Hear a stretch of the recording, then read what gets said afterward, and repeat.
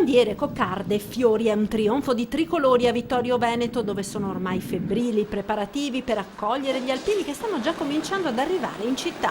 Sono oltre 500 le bandiere esposte e stanno preparando anche tutte le strutture per l'accoglienza delle migliaia, decine di migliaia, i conti li faremo alla fine, di persone che verranno nel fine settimana fra venerdì, sabato e domenica. La città si sta vestendo a festa e tutti sono impegnati nei preparativi a partire dalle attività commerciali, bar, negozi, ristoranti, stand che accoglieranno decine di migliaia di alpini, oltre per la giornata di domenica ai tanti cittadini che assisteranno alla sfilata. C'è una coralità di eventi e ognuno nel suo negozio ha creato un angolino dedicato al tema del centenario. E sono poi molte le aziende del territorio, ma anche i privati cittadini, che hanno deciso di dare il proprio contributo all'amministrazione comunale per l'organizzazione dei moltissimi eventi legati al centenario. Una ricorrenza che in tante famiglie del territorio è legata a ricordi personali.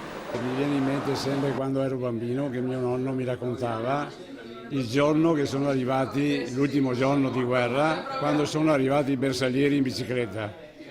Era un uomo duro mio nonno, come me lo ricordavo io, però quando mi diceva queste cose, questo episodio qua, gli venivano giù le lacrime.